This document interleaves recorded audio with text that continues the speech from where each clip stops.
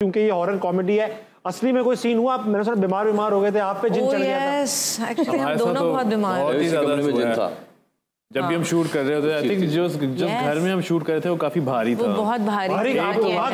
वाकई होता कि एक कुर्सी थी वो एकदम से खुद ब खुद जो है ना। नहीं, इससे पहले तो ये हुआ नहीं, उससे पहले तो बीमार हो गया। डिसाइड कर लें किसका भूत अच्छा। अच्छा, क्रोनोलॉजिकली हाँ, क्रोनोलॉजिकली ऑर्डर में चलते हैं।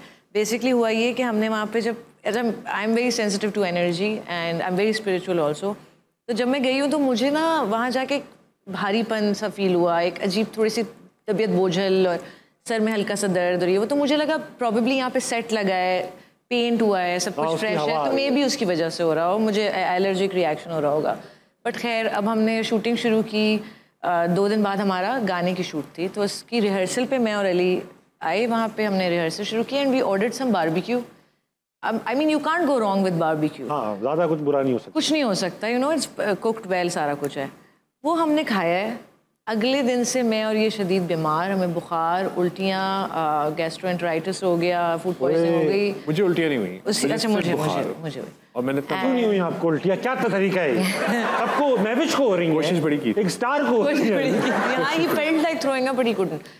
अच्छा, फिर हमने उसी हालत में मुझे एक दिन ब्रेक लेना पड़ा। इसने शूट करा, अगले दिन उसको थोड़ा सा रिलीफ दिया, बट हमने उस हालत में शूट किया। खैर अब जब वो शूट चल रही है तो उस दौरान मैं कमरे में बैठी हुई हूँ एंड 3 दिन तक सिर्फ मैं दही और आई कुडंट ईट एनीथिंग। अब ये भी बीमार पड़ा हुआ है, इसकी ड्रिप लगी हुई है, मेरी ड्रिप घर में लगी थी। खैर अब मैं बैठी हूँ, राव बैठा है, अकेले हम लोग, कोई सुबह के 2-3 बजे की बात है। एंड वहाँ एक रॉकिंग चेयर थी उस रूम में, जो मेरा रूम दिखाया था, और वहाँ मेकअप वगैरह हम करते थे।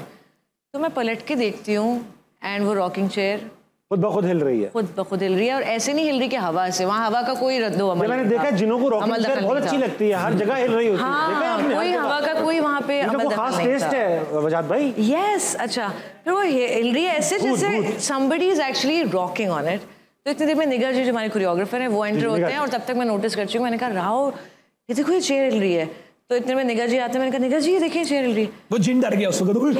हाँ, नहीं वो डरा नहीं उस वक्त, जिन्होंने भूतों ने कहा निगर जी हिल रहे, निगर जी ने कहा नहीं तुम आयतुल कुर्सी पढ़ो। और मैंने इससे पहले भी एक दफ़ा देखा है कि इट वाज मूविंग। ये तो नहीं हो सकता ना, एक चीज़ अगर हवा से भी रॉकिंग चेयर हिली है तो वो स्लो डाउन ही होगी ना, but it started rocking faster. तो जब मैंने आयतुल कुर्सी पढ़ ली तो वो रुक गई। उसको पता था इस पे रुकना है।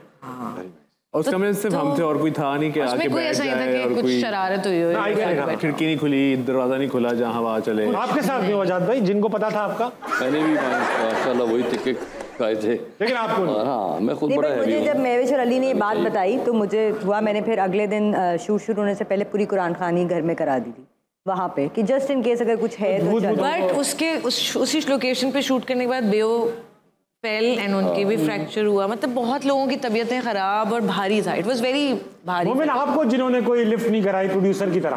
बिल्कुल, वो इसको ही तो जब ये सेट पे आया भाग गए। मैं आया भाग गए, जिन्होंने अपना बाबा बुला लिया यार हमारे ऊपर, मोमिन उतारो।